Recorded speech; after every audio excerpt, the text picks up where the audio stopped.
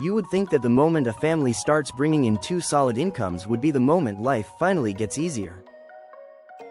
More money should mean more breathing room, more security, more freedom, more options.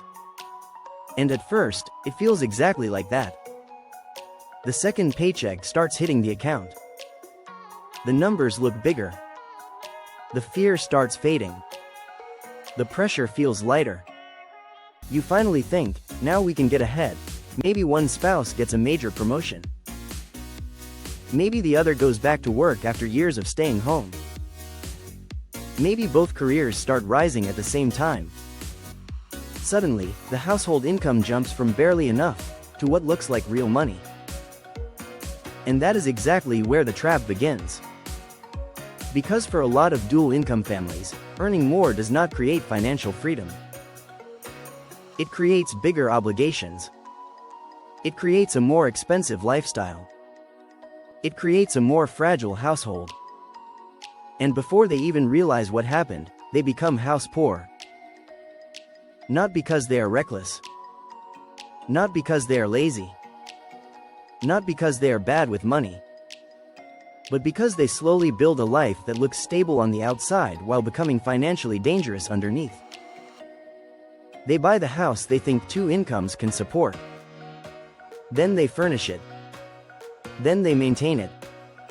Then they fill it with all the hidden costs that come with trying to keep up the image of a successful family. And one day they wake up with a beautiful home, a high income, and absolutely no margin. No real savings. No flexibility. No peace.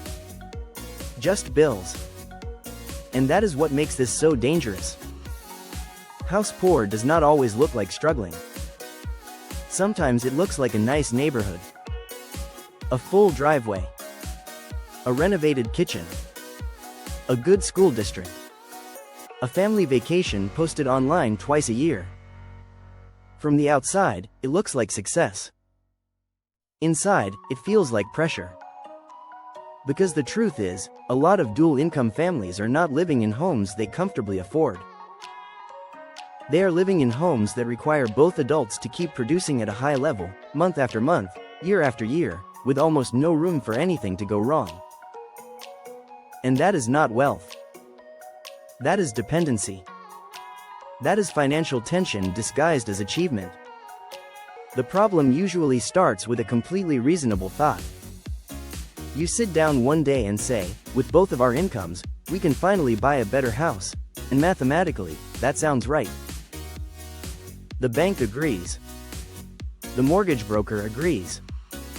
The online calculator agrees. You plug in both salaries and suddenly the number you qualify for is much bigger than you expected.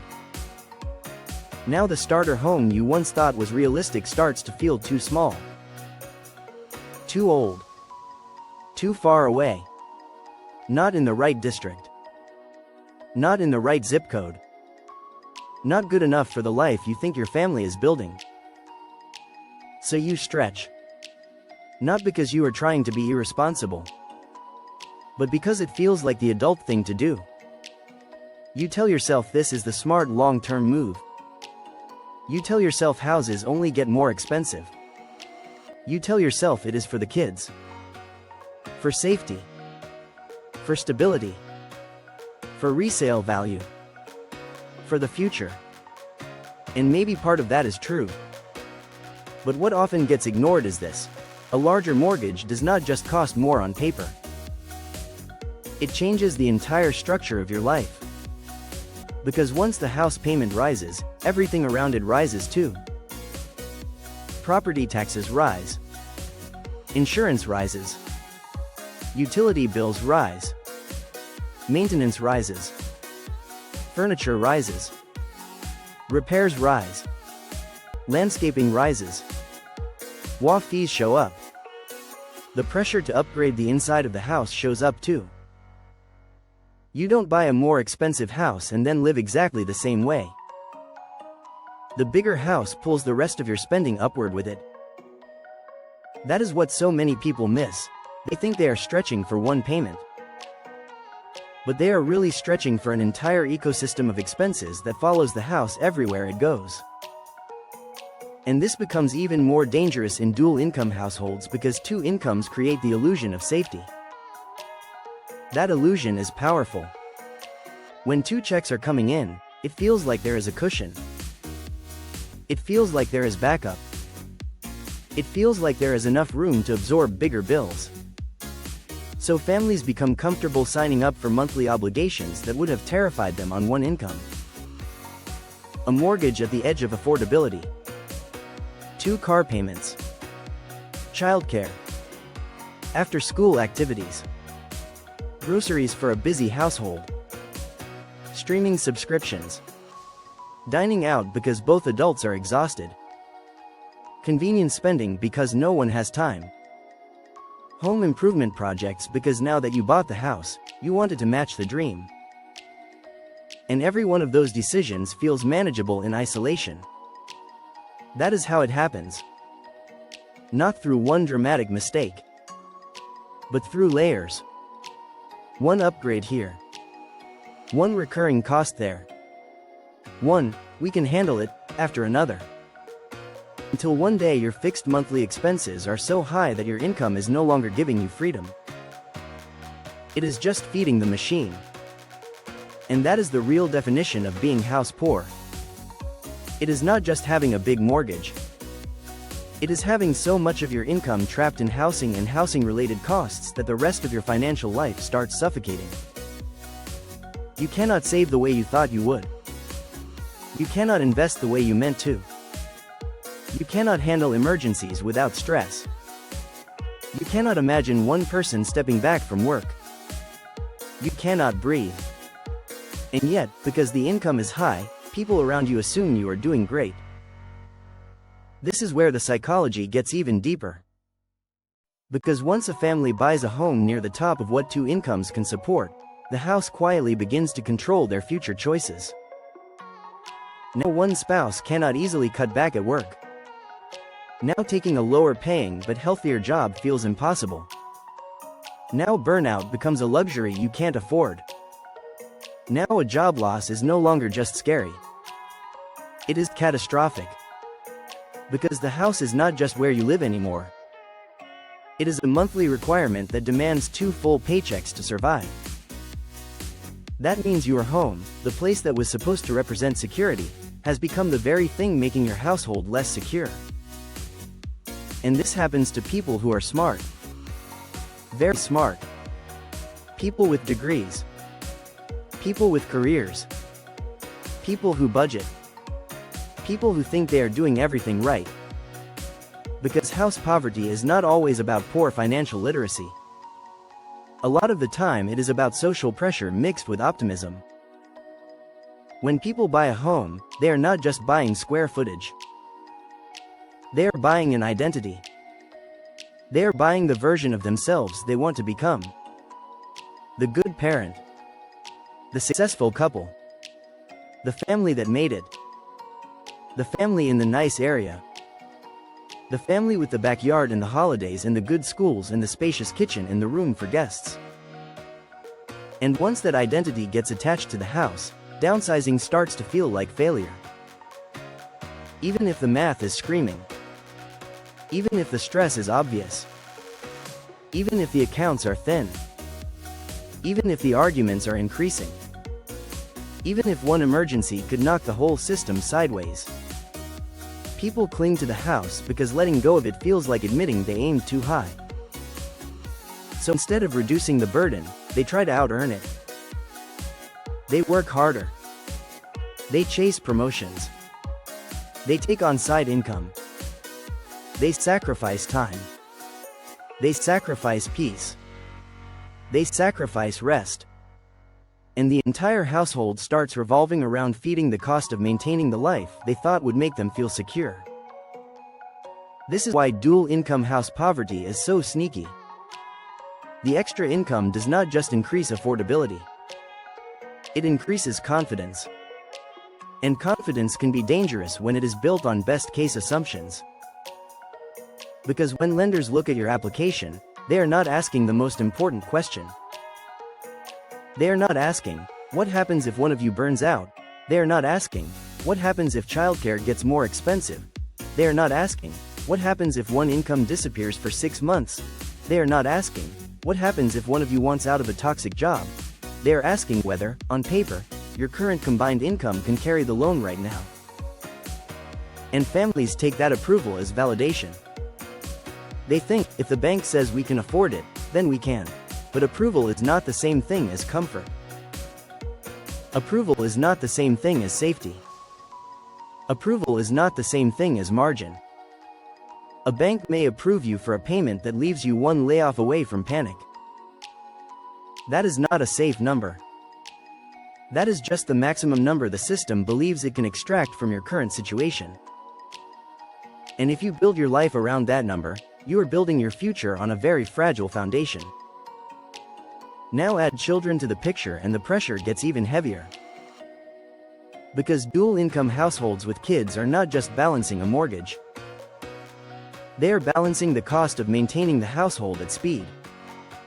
Childcare, summer camps, school supplies, medical costs, sports, clothes, transportation, birthday parties, activities, convenience food, paid help. All the little things that keep a busy family functional. And here is what happens in real life. The second income looks powerful when you think about it in gross terms.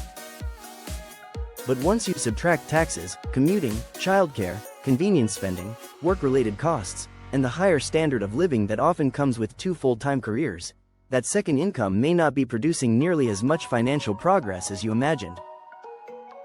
In some households, it is not building wealth. It is just helping sustain a more expensive setup. That distinction matters. Because there is a massive difference between earning more and actually keeping more. A family can make great money and still be financially weak if all of that money is already spoken for before the month even begins. That is why so many higher income households still feel broke. Not poor on paper. Broke in practice. Because their income is committed. The mortgage claims a huge piece. The house claims more. The lifestyle around the house claims the rest. And whatever is left over disappears into the chaos of normal life. Then at the end of the month, they stare at the bank account and wonder how a family making this much can still feel like they are constantly behind. The answer is simple. They do not own their income. Their obligations own it first. And housing is usually the biggest one. Social comparison makes this even worse. Because once you enter a certain neighborhood or income bracket, your definition of normal changes fast. Now you are surrounded by people whose lives look polished. Fresh landscaping. Updated kitchens. New patio furniture. Holiday decorations that belong in a movie. Luxury SUVs parked in the driveway. Private lessons for the kids. Big summer trips. Professional everything. And even if you never say it out loud, the pressure starts working on you. You begin adjusting to the standards around you. Not because you are shallow. Because humans normalize their environment. What once felt extravagant now feels standard. What once felt unnecessary now feels expected. And what once felt like a stretch now feels like the bare minimum for fitting in. So the spending continues. Not always on wild luxury. Often on ordinary things that become expensive when stacked together. Better furniture. Better appliances. Better decor. Better schools. Better groceries. Better experiences. Better everything. And every upgrade feels justified because it is attached to the house, the family, or the life you worked hard to build. But the more your life becomes optimized for appearance and comfort, the more vulnerable you become to disruption. That is the trade nobody talks about. A life can look elevated while becoming extremely unstable. The house becomes an anchor. A beautiful anchor. But an anchor all the same. So how do you know if you are becoming house poor without realizing it? There are signs. If both adults must work at full capacity just to cover the basics, that is a warning sign. If one job loss would create immediate panic, that is a warning sign. If your savings rate is low even though your income is high, that is a warning sign. If you keep telling yourself that next year you will finally get ahead, but it never happens, that is a warning sign. If your home has become the reason you cannot reduce stress, change careers, relocate, or slow down, that is a warning sign. If you own a house but do not feel any safer because of it, that is a warning sign. Because the goal of a home is not just to impress people. It is supposed to support your life. If your house is draining your peace, controlling your choices, and forcing both adults to stay on the treadmill at all times, then the house is too expensive for the life you actually want. Now the good news is this trap can be reversed. But reversing it requires brutal honesty. Not surface-level honesty. Real honesty. You have to stop asking, can we technically make the payment? And start asking, what is this payment costing us emotionally, mentally, and strategically? You have to look at your household not just as a place people live, but as a financial system. And every system needs margin. Every healthy system needs room for things to go wrong. Room for rest. Room for change. Room for uncertainty. Without margin, you do not have stability. You just have temporary balance. The first thing you need to do is calculate what your life costs before anything optional happens. Mortgage. Taxes. Insurance. Utilities. Groceries. Transportation. Childcare. Debt payments. Basic household costs.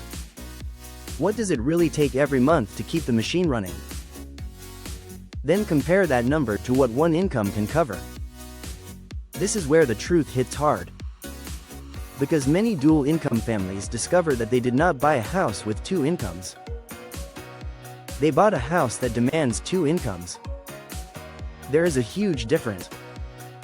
A house that benefits from two incomes can still survive on one. A house that demands two incomes turns your family into a financial hostage situation. That is the risk. And once you see it clearly, you can start fixing it. One strategy is to create what I call one-income survivability.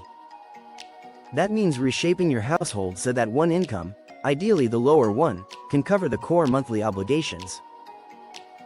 Not the luxury version of life. The core version. That may sound extreme, but it changes everything. Because when your basics can be covered by one income, the second income becomes power. It becomes savings. It becomes investing. It becomes options. It becomes protection. It becomes breathing room. It stops being oxygen and starts being fuel. That is how households become resilient. Now, not every family can make that shift overnight. And not every market makes it easy. But even moving part of the way in that direction matters. Maybe that means refusing to upgrade further. Maybe it means cutting recurring costs aggressively. Maybe it means delaying renovations. Maybe it means selling one car. Maybe it means downsizing later. Maybe it means redirecting raises instead of absorbing them into lifestyle inflation. What matters is breaking the pattern where every increase in income immediately gets converted into a higher cost of living. Because once that pattern is in place, no raise will ever feel like enough. You will just keep earning more to maintain more. And that is exhausting. Another powerful move is to stop treating homeownership like a status symbol and start treating it like a ratio. Not, do we love this house? Not, did the bank approve us? Not, will people think we made it? But, how much of our life force does this house require every month? That is the real question. Because a house can be beautiful and still cost too much.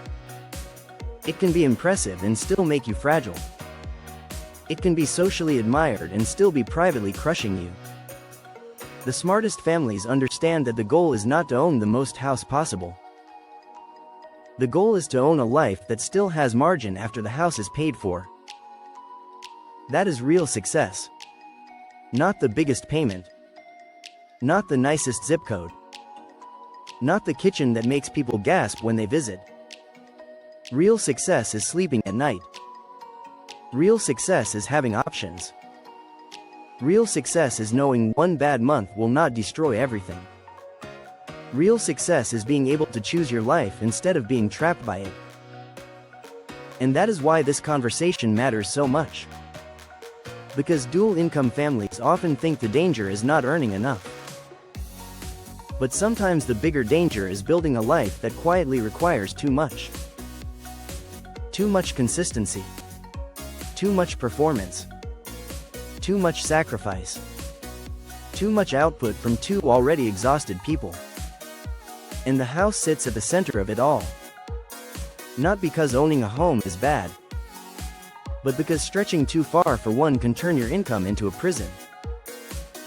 If this topic hits close to home, that is not a reason to feel ashamed. A lot of good, smart, hardworking families fall into this. Because the culture pushes bigger. The banks approve bigger. The neighborhoods normalize bigger. And two incomes make bigger feel safe. Until it isn't. So take a hard look at the numbers. Take a hard look at the pressure. Take a hard look at what your house is actually costing your family beyond the monthly payment. Because the most expensive home is not always the one with the biggest mortgage. Sometimes it is the one that quietly steals your freedom year after year while convincing everyone around you that you are doing well. And if you can recognize that early, you can change it. You can choose margin over image. Stability over status. Freedom over appearances. And that choice might do more for your family's future than any raise ever could.